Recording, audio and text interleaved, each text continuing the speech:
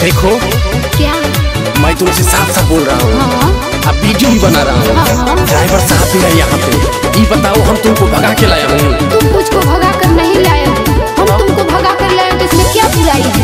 अरे बुराई तोर चाचा केस करता मुँह आते मार तेरे तारा।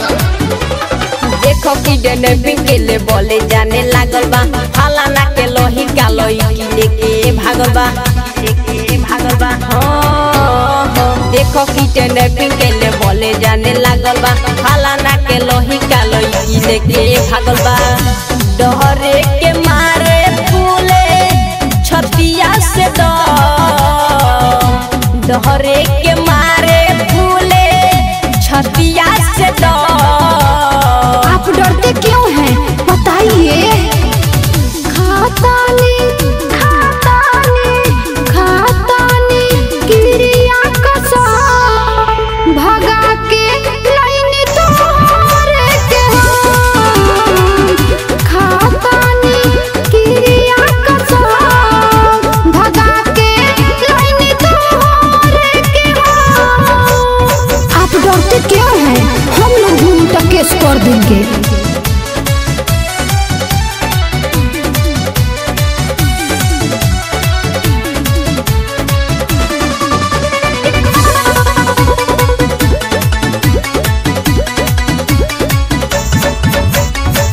बचपन के प्यार हो ये हो मजानुआ, एहिले भगा के लैनी ये हो बलमुआ।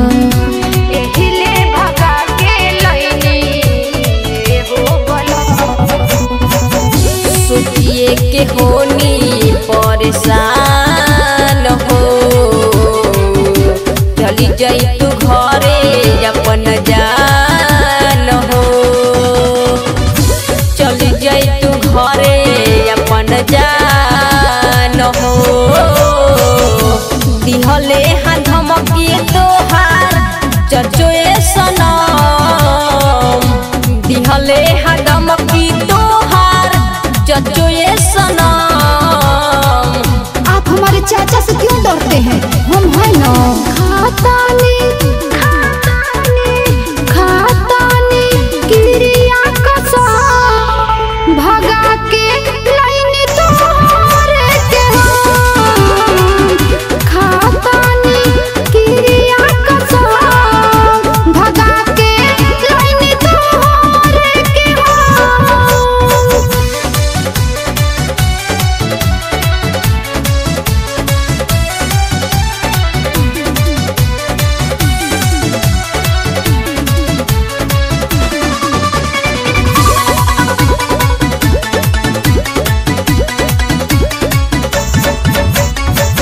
बीजी विकास गइला दिल में उतारी, राजीवानी हम तो जा माना का करी।